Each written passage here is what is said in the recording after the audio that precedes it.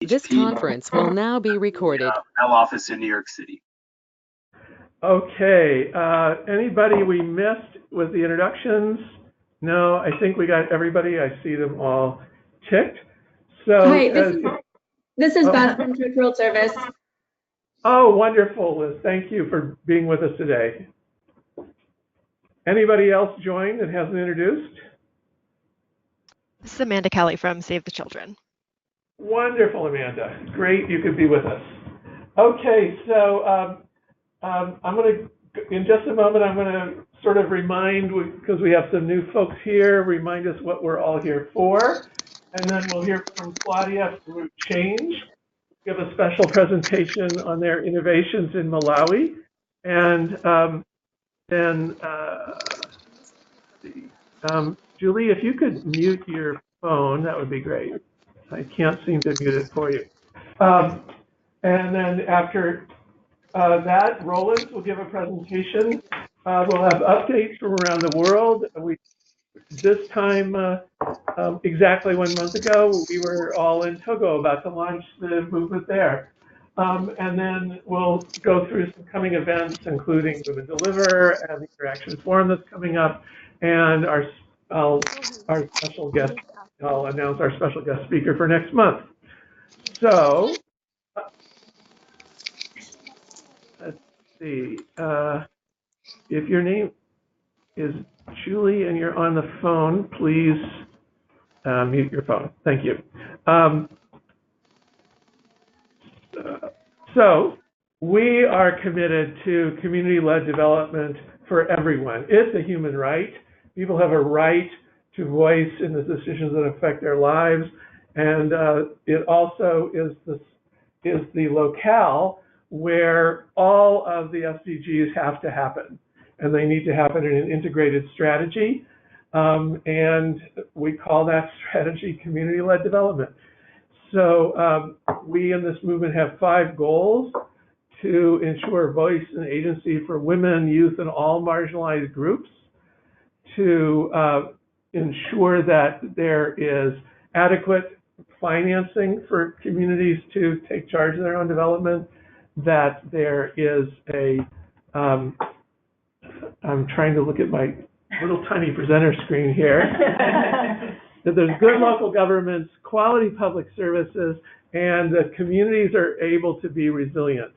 Because resilience is probably, from an advocacy perspective, as well as a long-term survival perspective, one of the most important attributes of communities. Is you don't really have community resilient households or resilient nations unless you have resilient communities. So we have this super simple theory of change. We want CLD for everyone. That means we need somebody full-time working in every cluster of villages, every ward, every sub-district, every municipio. It takes a full-time effort to transform the mindsets from hopelessness and clientelism and deeply entrenched gender discrimination to people really discovering their rights, their voice, their equality, and transform that into concrete improvements in their life. If we're going to have that, that's hundreds of thousands of community organizers. They're going to need the blessings of their government and the government's partners, and that's going to require we in civil society to get our act together, to discover our commonalities, to be able to work together to advocate for this, to strengthen and amplify these often very weak, understaffed, and under-resourced local governments to be successful.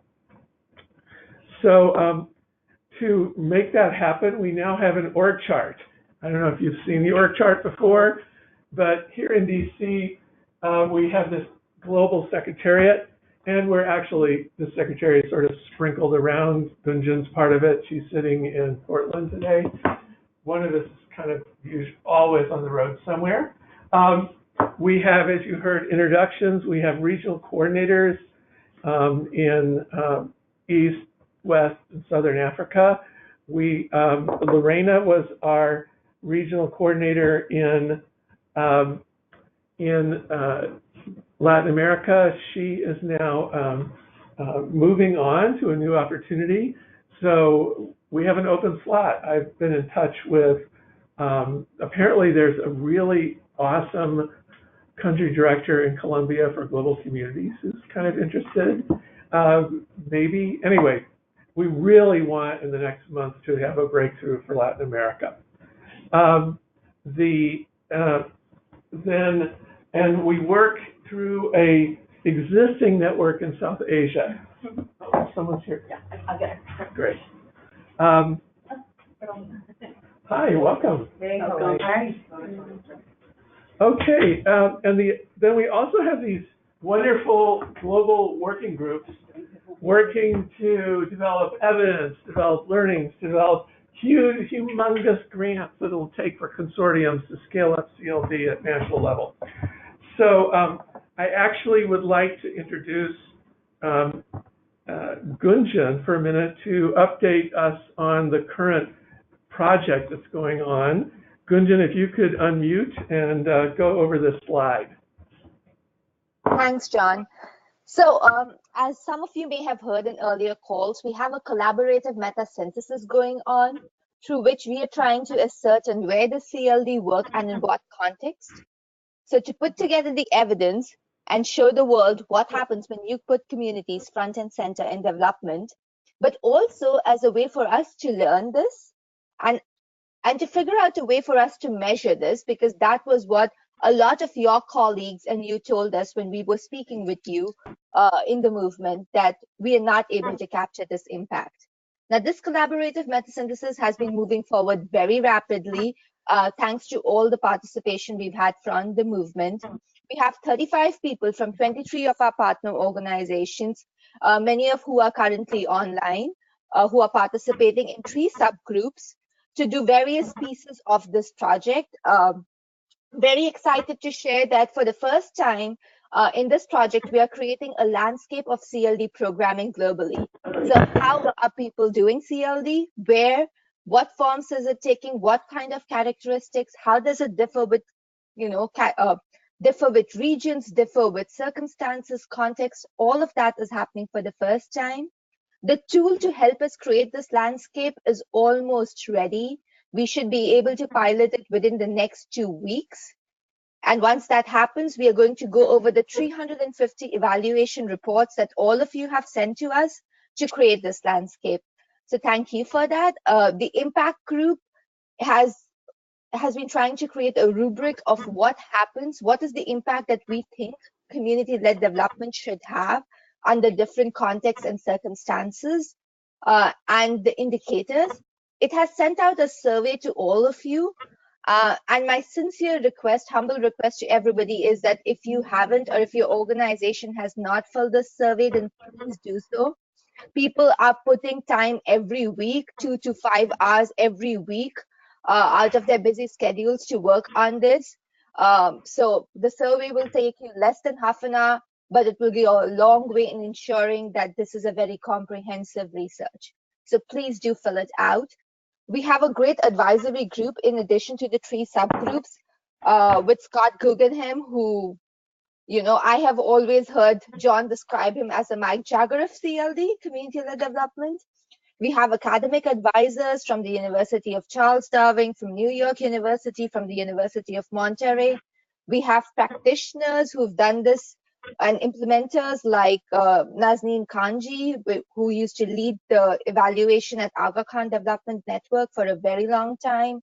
So we have a great advisory group with us who is also putting time on a monthly basis to ensure that we are on track. We expect the first phase of results along with the landscaping and some preliminary evidence on impact to be out by October. So you will time and again, very occasionally, get a few requests from us. Please do respond, because again, this is collaborative and the only way it's going to happen is if everybody chips in. Finally, like I mentioned, we have 35 people from 23 partner organizations who've been dedicating a lot of time, energy, and effort into this, anything between 2 hours to 10 hours a week, working on this in addition to everything. And we are very excited because we feel that all these 3 subgroups are going to evolve into something bigger. We are looking at it as the evaluation working group within the movement, just like we currently have a research working group and a learning working group. The research working group looks at what evidence is needed, what is missing, what needs to be done. The learning working group disseminates this, and now with these 3 subgroups, we are working towards an evaluation working group that is going to generate the evidence, that is going to answer the how question for all of us.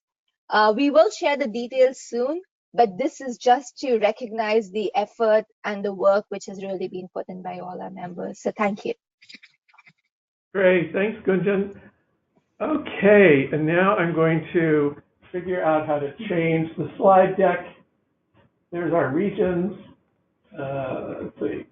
We just decided to run through the whole slide deck. There we go. Okay. Here is route changes slides. Presenter view. Oh, there it is. Here.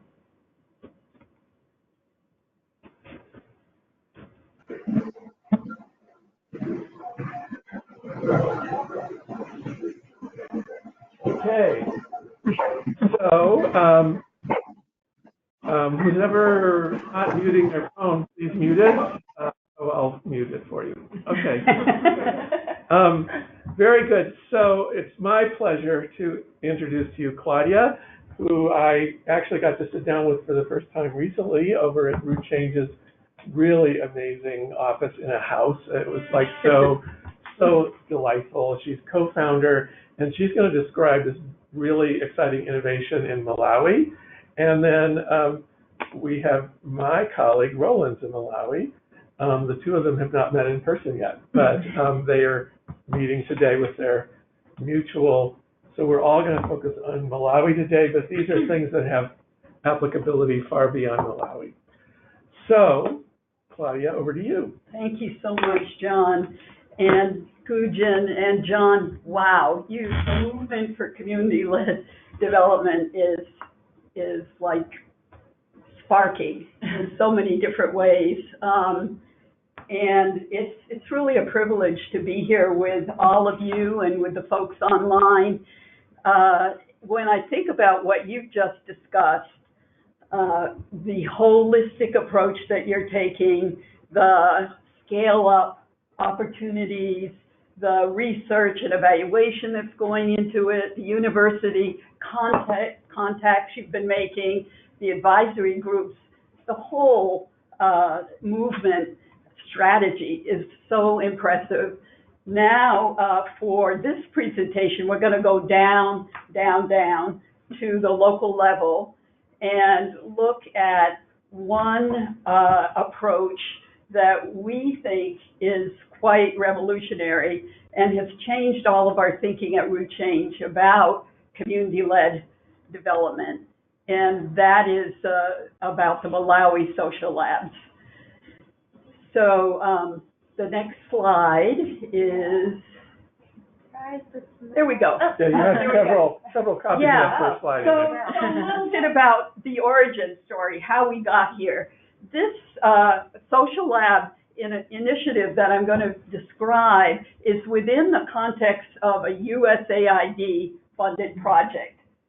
So we all know some of the constraints of working with traditional donors and some of the complexity of making development work. This program is part of USAID's Local Works program, which is trying to look at community-led, community-owned development and what that could mean for USAID and how it operates. So it's within that context a grant from that program that got us started, and we began with a long and in-depth listening tour, talking with a whole lot of different people, 4 months long, 150 plus people, local citizens, CBOs, NGOs, local government, international groups. And the question for the local group always was, what does it feel like to be on the receiving end of aid? What is it like to be a recipient? And how is that working for you? And what are some of the challenges that you see in the system, the foreign aid system and the local system as well, that get in the way of your really being in the driver's seat of your own development? So yeah, that we collected a lot of stories from all kinds of people, and that led us to the thinking of trying to pilot the social lab idea. Yeah. So how do social labs work? What are they anyway? So first of all, they involve a diverse group. So our two social labs in Malawi were at the district level. We had one up in the north, one in the south, and we invited people from the district level. We have one in Rumpi and one in Mulanje. Roland knows these areas well. And we invited people across the value chain at the district level. So we invited local CBOs, ordinary citizens, district level officials, and others in the district who are trying to make development work and running into some challenges. The way that we involved them was through using lean experimentation. So we had folks come together, they formed teams, they chose an area that they wanted to work on. For some, it had to do with opening up the district council to more input. To others, for others, it meant working with NGOs to try to get a charter together between NGOs and the community. The teams were asked or invited to identify the local challenge, to come together in a team of anywhere from about 8 to 10 to even 15 people, and to tackle this in a series of experiments. So every 2 months, they would try out an experiment that led them toward the goal that they were working on. So rather than trying to tackle the whole thing at once, we bit it off in chunks, and we really made it all focused on learning and looking at the results of the experiment, coming back together again, checking our assumptions, creating a new experiment, and so forth. So lean experimentation was a big part of it. Feedback also was a huge part of it, and that had to do with feedback among the various actors in the social lab. We had some real power differentials in the lab. We had people who really were the power holders, and as well as the rights holders, if you will. And so we were constantly trying to assess how well are we doing with voice, the voice of everybody, and how well are we doing to promote what we called radical equality, and make sure that people who considered themselves or were placed somehow in their own mind or perception below a power holder felt really comfortable in voicing their concerns and voicing their opinions. So feedback happened on a regular basis. We did a survey every 2 months, and we asked folks questions about how's it going, what's not working, are you feeling comfortable? Just a few questions, 5 or 6, a quick survey. And then we presented the feedback back to everyone in the social lab and had a really amazing discussion on what the results showed, and what kinds of improvements people wanted to make, what were their suggestions, and together tried to make meaning out of those results and strengthen the lab as we went forward. And yeah, then the reflection is that part of reporting back to the social lab and redesigning how we're working together, and also redesigning the experiments. So that's kind of how we went about it. And this quote, I think, is really, really important that's on the slide. The ideas that we're testing are not from anywhere else. They are our own ideas, a social lab participant said. So the whole idea I've already mentioned of radical equality was very fundamental throughout the lab and affected our behavior and the behavior of everybody. We were trying to make a container in which real participation could happen. The labs very quickly became self-facilitated. We began the process, but very quickly the participants themselves became facilitators of the lab. And in the North, we actually had a really well thought of, but very local and small NGO to help us lead the lab in the North. And we had two Malawians, Emis and Myson, in the South, who were root change hires to help lead. So it was Malawian-led and participant-led. As people in the lab got more comfortable with each other and kind of got a sense of what we were doing, they began to step up and say, we're going to facilitate this next session. The self-funding is really a surprise. We're at the point now where we're beginning, the project's coming to an end in terms of the grant from USAID. The social labs have each received $500 every 2 months to get together and to be able to meet, because they came from all around the district, and the district, the Rumphi district and the Mulanje district are really large.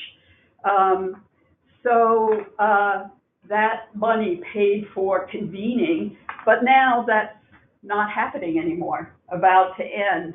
And we've had each of the labs say that they're determined to continue, and that a number of people have agreed to self-fund this lab from their own pocket. And they looked among the diverse actors in the lab and said, oh, we could provide transportation from the district office. And one of the NGOs saying, we could have a convening space where people could come together. And the participants themselves, as I said, emptying their pockets and putting actual money on the table. So the whole self-funding was amazing to us, and really showed the depth of commitment and conviction that these social lab people had, and how well they were beginning to work together and to coalesce around the ideas of what's happening in the districts. I'm going to keep going. Let's see. Two examples, just really quick. One of the lean experiment teams was working on what they called opening up the council, opening up the district council. There was some disharmony, if you will, going on with these district councils that are supposed to be representing the citizens and the actors in the district level, and it wasn't happening. People were really pretty dissatisfied with the councils, and we had people in the room who sat on the district councils. So we had a group that had district council members on the lean experiment team, and they, along with some others, said, let's see what we could do to get this council to be more. So they did a number of experiments.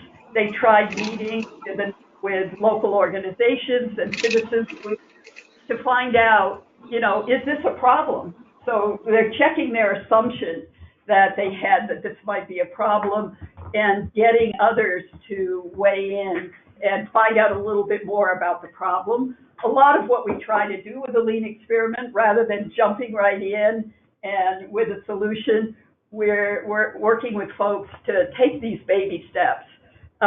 So they surveyed, I think, about 40 NGOs in the district, and they brought back the feedback to the Rumpy District Council, and it was quite something. There was a little bit of resistance.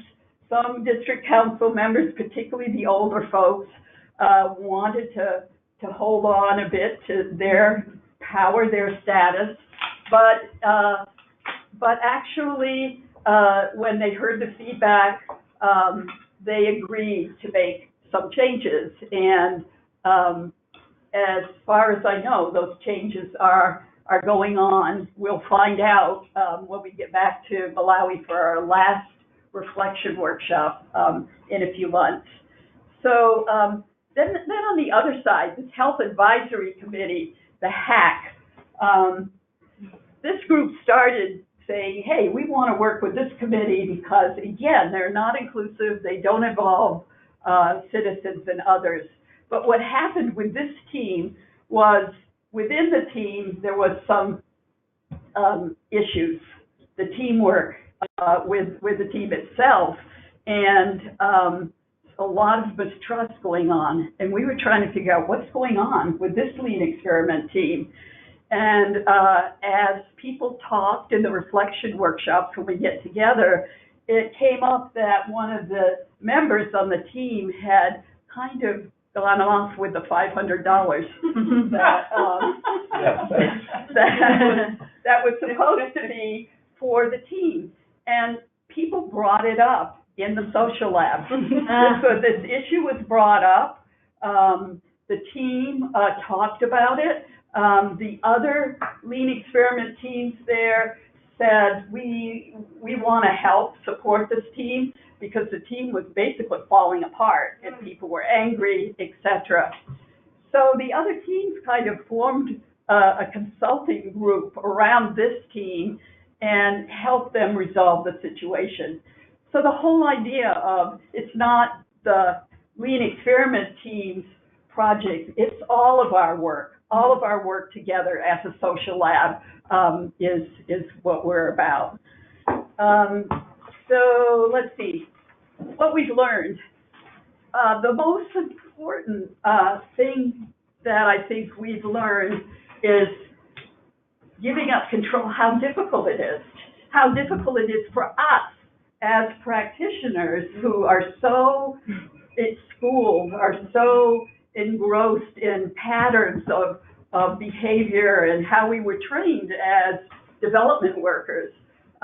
It's really hard. We speak the language, but when it comes to behaviors at the individual level of INGOs, of USAID, of local government, of the power holders, including ourselves, it's really, really hard.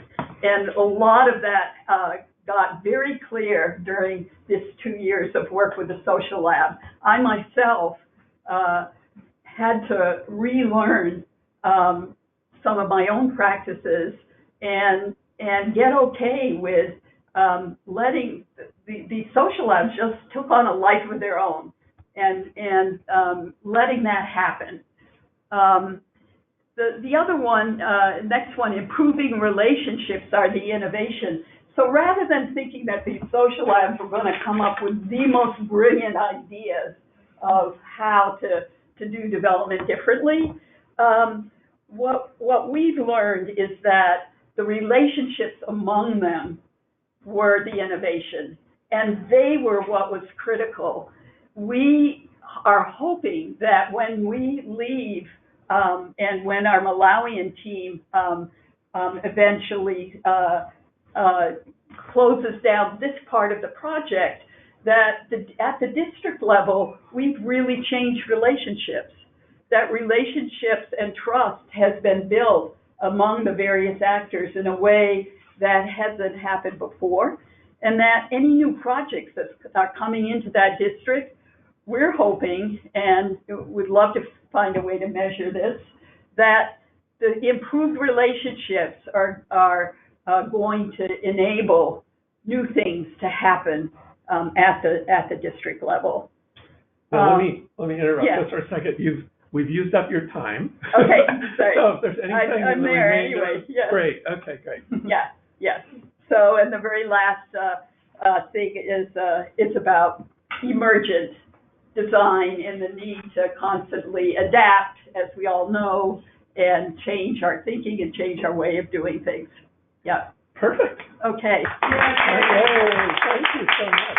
We won't have time for our discussion. Yeah, maybe I'll just add, this is Alexis at Rechange, that I don't know if there's time following Roland's presentation Yeah, or there will at be another time. time. Okay. Just to discuss this question in particular, and what context can this approach to community-led development be applied? This is as we are wrapping up this work and sharing out our learning, we're really eager to hear in what other context this approach might be relevant or useful to facilitate community-led development. So keep that in the back of your mind for our discussion later. Thank you, guys. Great. Thank you. So do this changing of the slides thing again. Okay. Screen. And that. Go to Roland's slides. Where did I put them? There we go. I love that picture. That's a great. Yeah, that's fabulous. one of the epicenters in Ghana. That is so fabulous. Yeah, I'm just thrilled. Okay, present. Joy. Yeah. Okay, now, and so Roland's is going to give a presentation that I will make here, just a moment. I think I'll just leave it like that, so then it's easier to move around. Okay, Roland, over to you. Right, thank you, John, and welcome everybody. It's a great pleasure for me to give you this presentation.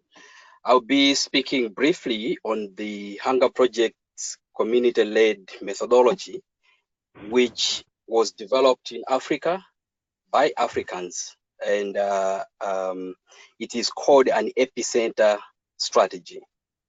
So in simple terms, the epicenter is a cluster of villages within about a 10-kilometer radius, and it encompasses a total of around 10 to 20,000 people who successfully take charge of their own development across all the sectors. Next, John.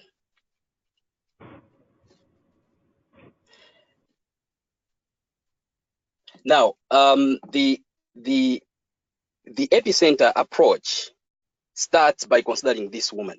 So we look at a typical rural African living in poverty, like this woman with a child on her back, scratching the ground for a living, and then most of them with no access to any basic services. Now, for a woman like this one, and true to most communities in the real typical rural areas in Africa, her universe is actually within the 10-kilometer distance. And that's her government. And if nothing works there, then that government and that structure doesn't exist anywhere. So what happens within her 10-kilometer radius for provision of services and all that proves to her that her government is working or it doesn't exist. Next, John.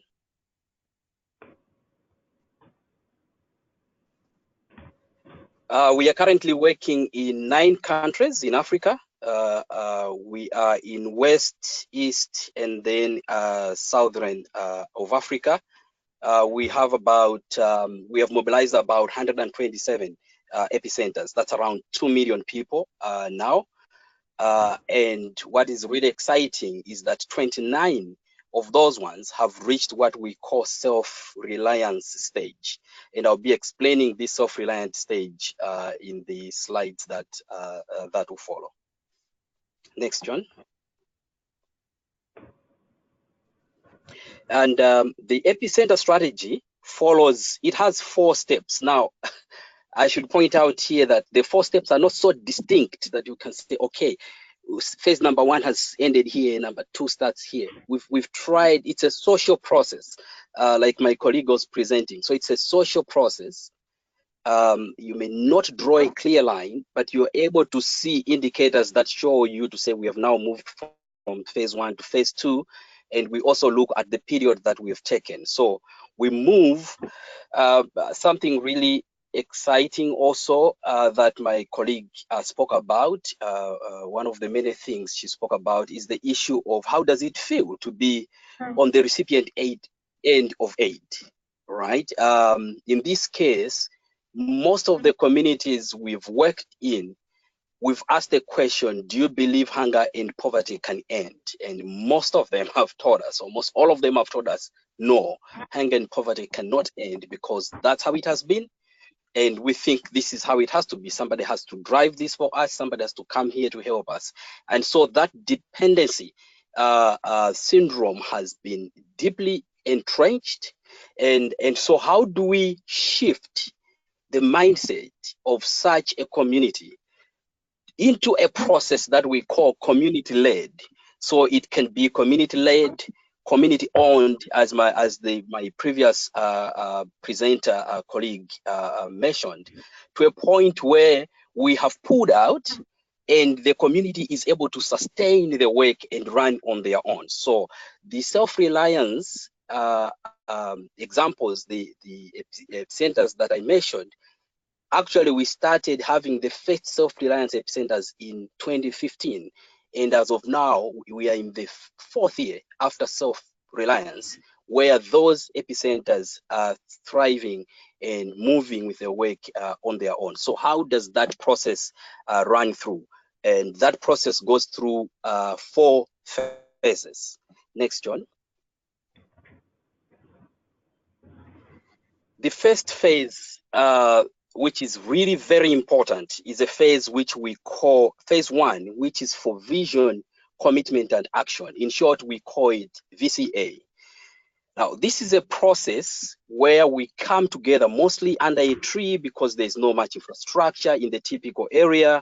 And then we come together and go through a process, 5-staged process for change of mindset, creation of good leadership at community level, which is development conscious, and creation of a vision, which is a vision that all of us are aligned to, the vision for the end of hunger and poverty, calling for commitment from each one of the community members, and then taking action. Now that takes us around 6 months in most communities that we work in to go through those 6 steps. To go through those 5 steps. After communities have changed their mindset, then with that changed mindset, they create leadership, which is a new leadership and then that leadership helps the community to create a new vision for the end of hunger. Now, without commitment towards our vision, then we will not achieve anything. Now, commitment, if it is not matched with action, then the commitment becomes hypothetical and it becomes a dream, no matter how good or colorful that commitment is articulated. Next, John. The leadership that is created is most of the times that leadership is 50% men, 50% women, or at least more women. Now, that's new in most of the communities, and it's a clear demonstration of the first step of changed mindset, right? So a leadership is created with equal number of men and women. Next. Then the next stage is where now that leadership helps their community to create what we call animators. Now, these are animators around, I'm sure we can all identify with these thematic areas here. So in each one of these thematic areas, we have a team of community volunteers, community animators, who go around within their own community to mobilize and continue what we call thematic VCAs, to mobilize for work and progress around all these thematic areas, including participatory monitoring and evaluation. So it's not only to lead the process or to own it, but also to be able to evaluate it and feed back that information to their own community members. I know at one point we had called them barefoot M&E, and later on we discovered, oh no, it's not it's quite a sensitive term, and so these are now community participatory M&E animators within the community. Next, John. Now, when that is done and clear animators within around each team have been created and they are owning the process, that leads into what we call phase 2. Now, phase 2 is the creation of the missing infrastructure. This is now where communities come together. In many places, people have told us to say, oh, it's difficult for communities to come together, mobilize bricks, mobilize sand and all that. They want an NGO. If they're going to create a hospital, then the NGO has to buy bricks, has to buy sand, has to buy what. And we say, you know, it's because sometimes it's because what we've found as a lesson is because of the starting process itself, that social change. So we need to bring in a software change before the hardware change comes in. The hardware change in this case is now we are seeing creation of infrastructure. We are seeing yields rising from X to Y. We are seeing access to microfinance. We are seeing all those. Those are hardware part of development. But the software part of it is the social construct upon which this hardware hinges upon. So the communities come together, they bring sand, bricks, and all that now for creation of an infrastructure. Next, John. Then we partner with that community which has demonstrated its commitment. They have given their piece of land, and this piece of land Hunger Project does not buy. It's given to themselves because it's theirs. They have brought in bricks and sand and all that. Then we partner with them to create an infrastructure, for example, like what you're seeing here. Now, it's a location-specific infrastructure, so you might not find exactly like this. In another place could be a different components. It also depends with what is missing in the area and what basic services have been prioritized. You have a health facility there, so women can have access to a place where they can give birth in a decent manner, and then they have access to basic health services. There's a community food bank, there's a library, and there's a very important aspect of microfinancing, which is a rural bank, a community hall, so that we no longer now meet under a tree or disturb children when they're in class. We borrow their classes for meetings, but we have a community development meeting place where we can meet and continue to develop new visions, new ideas on how we continue to develop our area. Next, John. Behind that epicenter infrastructure is what we have. They have a demonstration garden. Most of the times, this demonstration garden is where now new technologies are tested. So they do their own experimentation, what type of varieties they want to introduce in the area, and if there are other companies or people from promoting different types of varieties, they are tested there, and communities are able to choose. And besides that, what they test there, they take that new technology and test and continue to implement it within their own households and within their own family gardens, which they have. Next, John. I spoke about a community food bank. So this is one of those community food banks, and all this grain has come from the community members themselves. So they receive, for example, they received farm inputs on credit, and then they cultivate, after they have harvested, they pay back the grain, and the grain goes into a community food bank. Now, in the hungry season, because in Malawi, maize availability takes a pattern. We have a plenty, time of low and all that. And the question is, how are we preparing for the time that we have a lean season on the grain availability? So they have their own community food banks where during the hungry season, they can draw from there. There is a committee that manages that, a committee of animators that manages that. They have their own account, their own records, and they have their frameworks which they test to say, now we can open our community food bank. They sell the grain. Those that cannot buy, they are able to be lent. They lend to them and they repay in the next season, and then it revolves on its own. So it doesn't need continuous injection of capital. Next, John. The other aspect which is really important is the issue of microfinancing, access to capital so we can run businesses. So the animators in the IGA section, income generating activities, mobilize for income.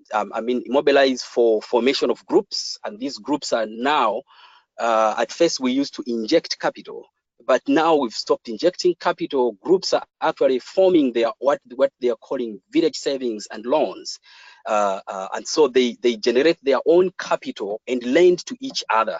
So they get the training, generate capital, lend to each other, and be able to do businesses. There are communities where they have even opened wholesales, communities where they have brought in grain mills to provide a social service, but also at the same time as a business. So this infrastructure is where they can bank their money so that they are able to have access to banking services within the area, so they don't go under a tree to do the transaction on microfinancing. Next, John. The other aspect we've seen is innovation in the area of health services, and with communities where they introduce, these are called village bicycle ambulances.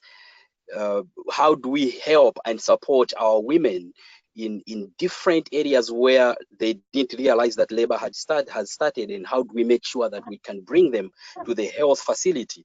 And so these innovation on bicycle ambulances within the terrain of their area, and we've seen it really working well in those areas. Next, John.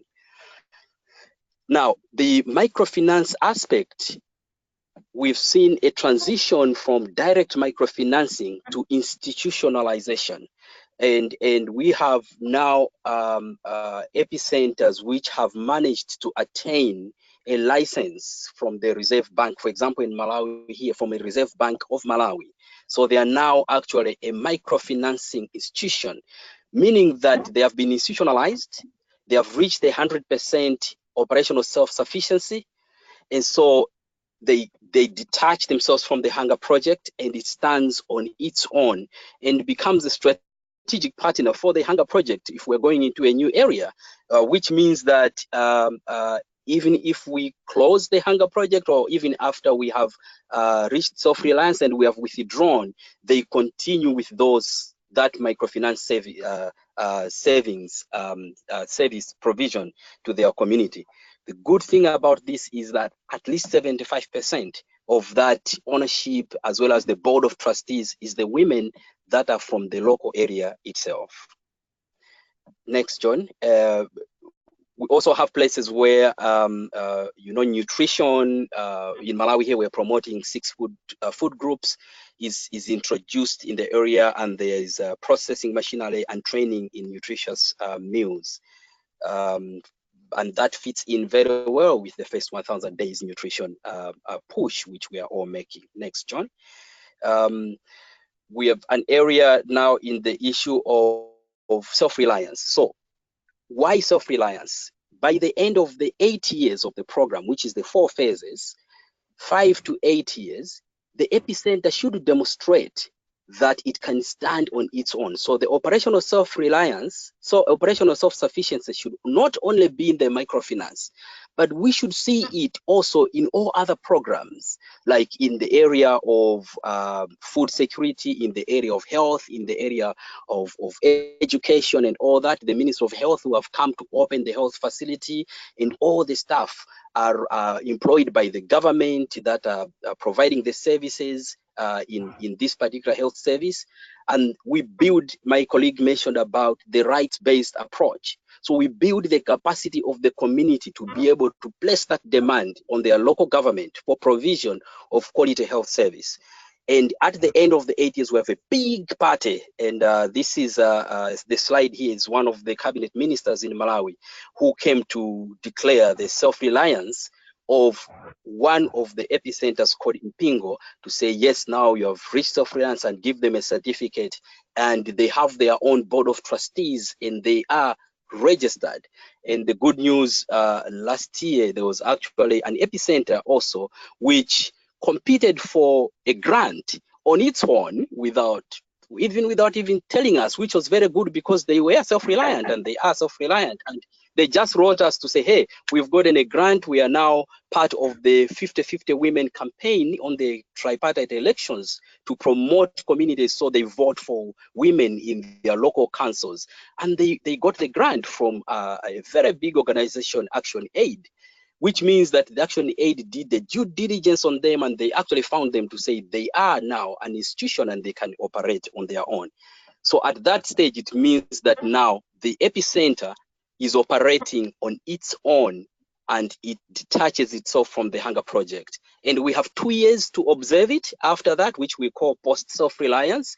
And we only go there 4 times in a year, and just to see what they are doing, how they are doing, and what challenges they faced, and what type of technical support. But at that time, we have stopped any financial input into that particular epicenter. Next, John.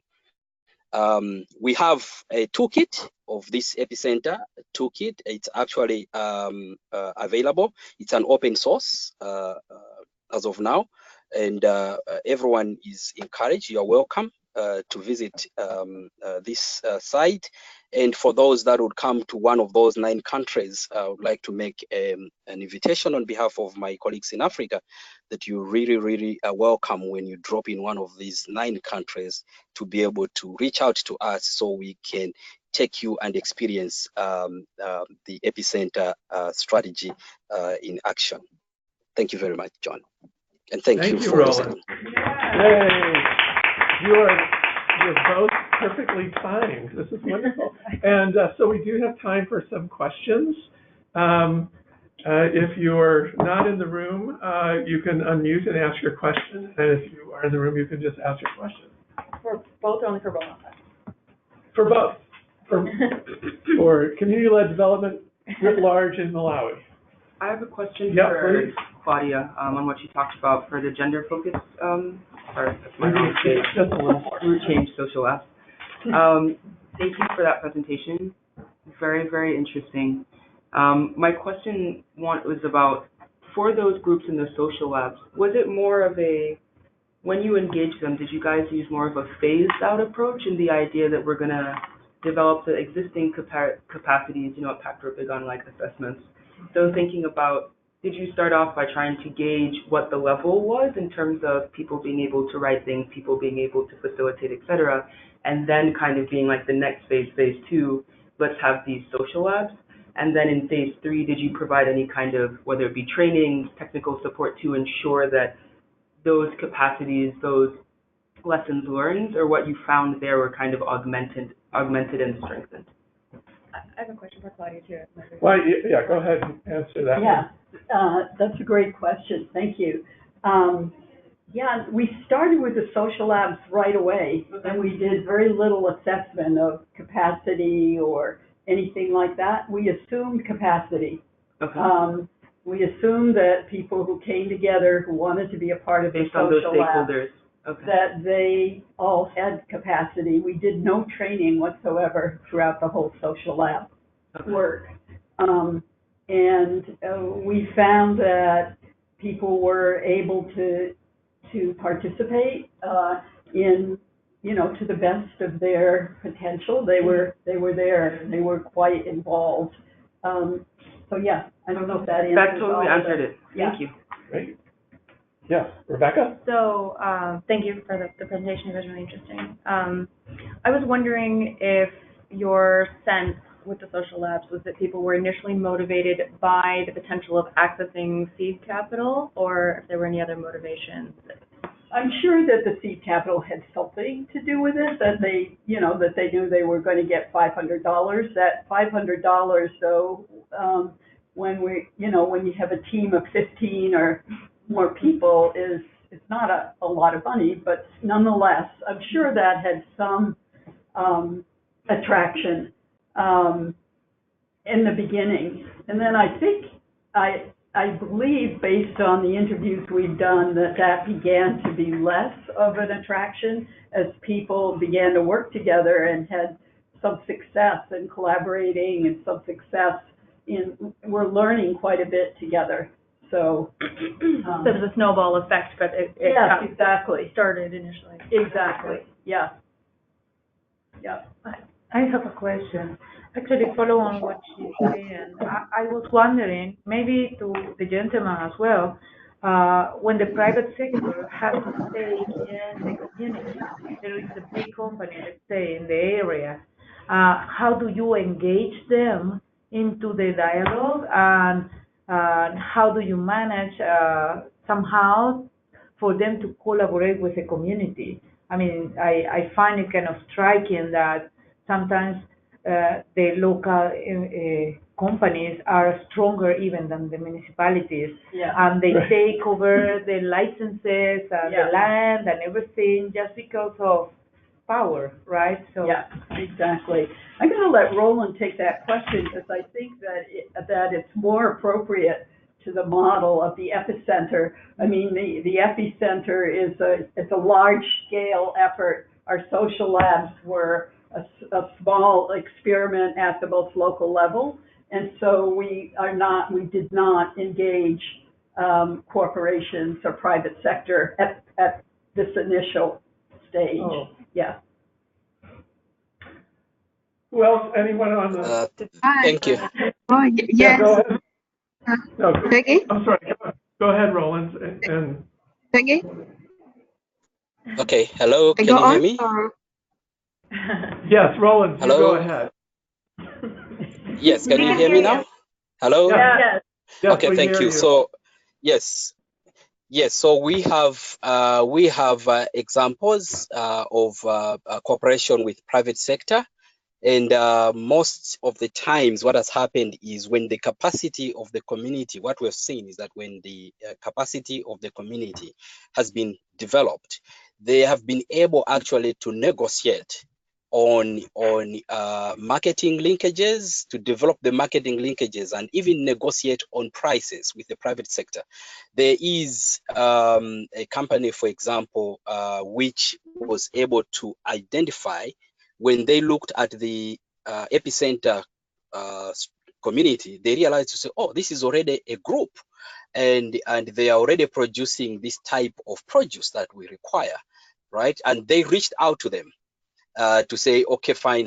What if we make an arrangement where we can be able to buy off the products when you have produced them? And then the communities negotiated with them, and this company had offered really low prices at the beginning.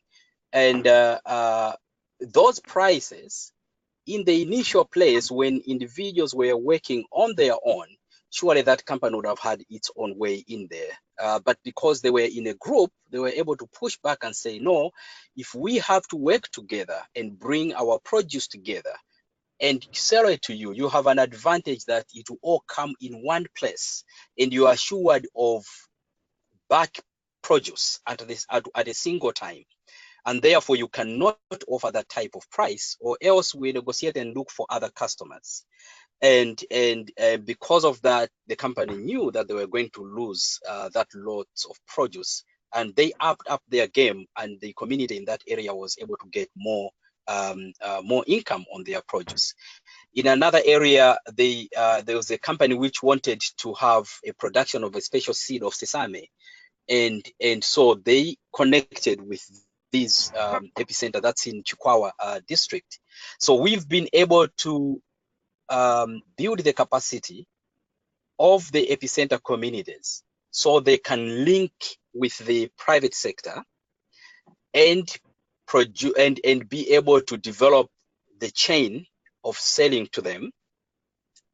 Now, on the other side, it has been the opposite, where the private sector has seen them and they have realized to say, oh, there exists an already existing group which actually we can go in and work with them. So we've seen those two sides actually working in most of the epicenters we're working in. That's great, Roland. Is there anyone on the line who has a question? Or Hi, John. yes, go ahead. Hi, John. Yeah, this is Pelagian from Uganda. My question was, is there a criteria? This sounds to be a very, very good, interesting strategy. But my question is there a criteria of who is recruited into the epicenter, in what section? Does it only target those in farming, or perhaps maybe a category of group of women and men? Is there such a criteria, or whoever is interested in participation is able to can join in? That is just my question. Yeah, good question. Roland, do you want to comment on that? Yes, thank you. So thank you very much for that great question. So there is a criteria for entry into a new area. Then when we go into that new area, the desire is that everyone in that area will be able to participate and be part of the epicenter strategy with a special focus on women. So women are the center and there's a special focus on them, but the focus, the targeting is everyone in the area, including the people living with disabilities, people living positively with HIV, and all those. So a criteria for entry into the area is there, it exists, and then when we go in there, as much as possible, you would want the whole community to be part of the epicenter strategy. Great, thanks, Roland. I was sent a comment from Gunjan. She says, thank you both for amazing presentations. This is why we were doing the research, to show the world how things change when communities take charge of their own development. This is so inspiring, she says. Any other questions before we thank move you. Thanks, Roland. I have a question. Go ahead on the line. Okay, is that me? I had a question. This is Gunjan. Yeah, hi Gunjan, go ahead. So I had a question for Claudia. It's amazing to me the fact that you mentioned that you did not have to, you did not have any kind of trainings or any kind of with the people for the social labs initially. I was wondering, what did you see about the composition of the groups which came together for the social labs? How inclusive were they? And the reason I ask is because one of the things that I've often come across as a reason for the trainings is the inclusion piece of it. That's kind of, when you need to get women, when you need to get different diverse stakeholders into the room, we do that. So yeah, thank you for that, Gunjan. So is your question about how the social labs deal with the inclusion issue, or could you state your question once more? Yeah, sorry. My question was that when the when the groups first came together for the social labs, how inclusive were they? Did you see diverse groups coming together? And if not, then how did you handle it? Yeah, no, in the beginning, we saw the power dynamics in play. We saw that village level CBOs were much more quiet than some of the other participants in the room. We had, imagine maybe 60 participants in a room in a social lab. And in the beginning, you know, it was clear that the reality is that the power holders definitely speak up. They have more clout, and so it was through trying to create this container, if you will, the safe space for others to talk, that gradually, after a couple of meetings, you know, people began to feel, the power holders began to be more relaxed and more inclusive, and the others began to speak out and feel that they could have a voice. And it was through really trying to create the values together in the beginning. We had up on the wall, all around the room, we had posters that said radical equality and other reminders. And we worked with people to make sure that those values or those issues were up front and center from the very, very beginning, that we talked about them, that they talked about them. We really engaged people in some very deep conversations about these issues, and made it all right for people to do so. Does Great. that help a little bit? Yeah, I think so. So thanks, everyone. We're going to move on now to the rest of the meeting. And thanks again to Claudia and Roland for such a great, concise, and fascinating presentations. Thank you. So we have time for some updates from around the world, and I want to start in one particular West African country, our newest country that just launched. Anne and I joined Pascal in first in Ghana and then in Togo with this photo is from the launching, and then on to Nigeria. Pascal, do you want to give us a brief update on how it's going in West Africa? Pascal, are you still with us? You have to unmute. I know, I'm like way back. Pascal, you're muted. Okay, well, we'll just join us. Oh, there you go. Go, Pascal. Okay, thanks, John. In April, after the meeting in Ghana, John, Anna, and myself joined the team in Togo, where the civil society representatives were prepared to host the chapter. And on April 30th, the chapter of Togo will launch with 38 civil society organizations and about 70 participants were involved in the table, in the round table, where the chapter was really launched. There was a very, we could say, many people were really interested, and I could report that after the launch of the chapter, I have been in contact with them, with the one organization who is hosting the secretariat of the chapter, and this week on Friday they will be in a meeting to see how to move forward the chapter in Togo. I will be attending that meeting to support.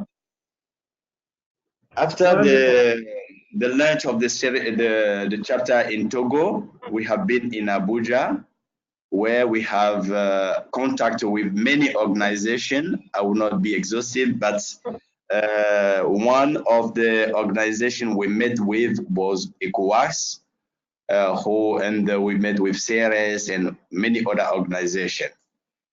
And after the meeting we have with those organizations in Nigeria, we have a visit of a civil society organization called Jane, a civil society organization here.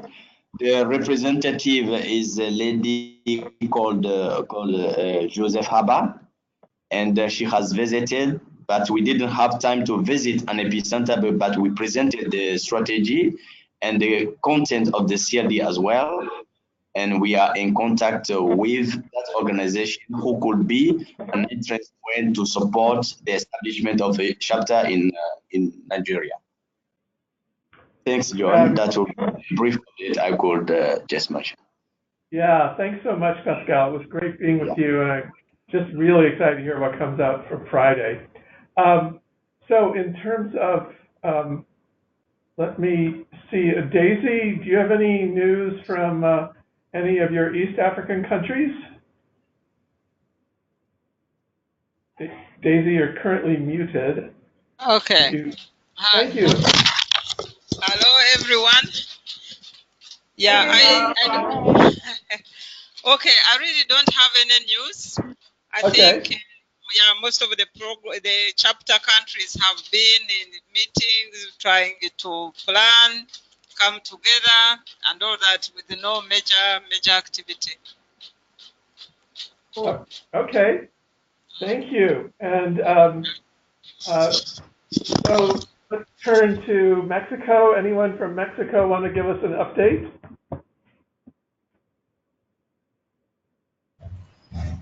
Yeah, thank you, John. Hi to everyone. So we're working on our 2030 strategy, and we're making an analysis of our context because we're in the first 6 months of the new presidency, and this is been kind of hard because the president has said several times that he doesn't trust in CSO. So this gives us a special context. And as part of the mapping and the articulation of actors towards the consortium, we are also promoting a document for pointing out that the process followed by the president for building the national development plan is not based in a participatory process. So we're going to make some kind of noise around this because this document is going to rule the nation for the next 6 years. And if we don't point out that now, it's going to give us a really hard time for the next 6 years. So that's something that we want to add into our 2030 strategy and to make noise around the movement and around the national development plan. And finally, besides this, and at the same time, since we're trying to build ownership in the organizations from the movement, and because we also want to accelerate it here in Mexico, we're promoting a kind of a co-secretariat, and this will give us strategic views and elements for strengthening our impact and for adding new actors and new people in the movement and new ways and new views for for articulators around our view towards 2030. Very good, thank you. Okay, thank you. So let me just mention here a few upcoming events. A lot of people on this call, I think, are probably going to be in Vancouver. I am not, but a wonderful, awesome team from here is going to be there. And I've received emails. Amanda, thank you for yours, and other groups have sent me, who are members, have sent me their information on their events. So when I send out the update from this, I'll send up that so that we, the Hunger Project, and also on behalf of the CLD movement, are going to have a booth there so we can promote the movement there. Personally, I believe deeply that one of the strongest arguments for community-led development is that it provides women with voice. It guarantees women have a voice in the decisions that affect their lives by organizing society in a way that works for women. And that's a key part of the Women Deliver conference. So if you are going to be there, if you have a event or a booth or a side event you want us to let all the members know, just please pop me an email and I'll summarize that and get it out to everybody today. Then we will also, there are going to be two at least, well, let me talk about the Interaction Forum for a second, because the whole Interaction Forum theme this year is collective impact, which has, on the Venn diagram, has significant overlap with what we stand for. So Anne is going to be facilitating the CLD event. Do you want to say anything about it, Anne? I'll be working with Janine Schooley from PCI, and we have an hour-and-a-half session, which is a hands-on interactive session, learning, where we're going to be diving into the topic of collective approaches and policy development, and sort of that dynamic of the role of policy in community-led development, to how to make it happen, and sort of what the strategies around it can look like. So, hope to see you all there, and please bring your stories. Also, if you have anything that you think would be a great example for us to feature at that event, please send it. If you have an example where there was some kind of very specific thing around policy development, policy being a very broad term, and community-led development, I think it's a good way to expand the discussion, because as we know, a lot of times policy discussions are really top-down discussions. So what does it look like when we look from the bottom up with community-led development? I'm going to your session. All right! Yay, Claudia! We're also presenting. We have two sessions at the Interaction Forum as well. Oh, great. Let's make sure we circulate those as well. Right. Yeah. Okay. Okay, and then let me plug the next month's global meeting. So one of the real heroes of what we stand for, she's not a formal member of this movement, but she has her own movement. It's the Global Fund for Community Foundations. And community foundations were just a critical part of the development ecosystem in this country. A lot of the most progressive things were funded by community foundations. When we were launching Kenya in January, the Kenya Community Development Foundation is a huge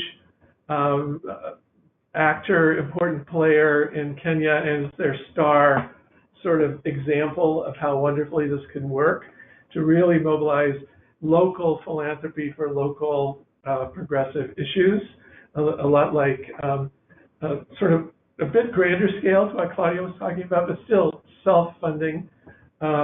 We've seen this happen kind of spontaneously in our epicenters. Epicenters have reached out to their, quote, diaspora, the people who moved to the big cities and have money and connections, to feed back into the epicenters. So it's, she will be presenting her paper, which is also on our website, on New Frontiers in Community-Led Development. So please tell everybody to join us. We had 29 connections on the phone, but we have a maximum of 100 that we are able to do on our GoToMeeting. So please tell everybody to come. That'll be a very wonderful meeting. We'll also be able to debrief the Interaction Forum and Women Deliver, and really gear up for the big UN events coming up, as well as new launches that are coming up. So we have a few minutes left. Does anybody have any other updates they would like to share? Rebecca has one. Well, Go. actually, no. I was just saying that I know that Maria Elena came in a little bit late, but I wanted to give her a chance to just maybe introduce herself really quickly. Please, Thank you. Thank you very much. And I actually just met her here. We were talking on the phone over the last few days. I used to work in the Organization of American States. I have been working there for 17 years, and I finally moved forward to work in the private sector, connecting NGOs, actually. The idea of the business that I am working with a team of people in Chile right now, it is a software that is going to be uploaded to internet in a few that will attempt to connect the NGOs as providers and implementers of different projects in development with the private sector as donors, specifically speaking about major donors that could be interested in social responsibility around the US or Canada, basically, what I am going to take care of, and basically connect them into this platform where more voices should be appearing. Basically, this is a sort of mechanism for which the NGOs not only will be able to make echo of what they are doing in their web pages, but also to report back on the money that they are receiving, because this platform will be able to show reports back to the donors and show in videos or in any other type of presentation that the NGOs could provide how the money of each donor is being used and how it has impacted the life of the individuals they have reached. Wonderful, Marilena. Thank you. Cool. Yeah. Yeah. Okay, Roland just popped me a message saying be sure to announce that if you have friends in Zambia, chapters in Zambia, organizations in Zambia, that's probably going to be one of our next chapter launches. It's actually been scheduled in the first week of October. So we want it to be big and glorious. This group, the Community Global Fund for Community Foundations, has a chapter there, the Zambian Governance Group. So we want that to be big, and we want Ethiopia to be big. We haven't set a date for Ethiopia, but there's a lot of groups that are meeting and planning and organizing it. So with that, anybody who wants to unmute and say goodbye to everybody will close the call. So goodbye, everybody. Roland, we'll see you in Malawi. Yay! Yes, looking forward. Thank you. Goodbye. Bye, everybody. Bye-bye. Waiting to see you again in Uganda. Bye-bye. Bye-bye, John. Bye-bye.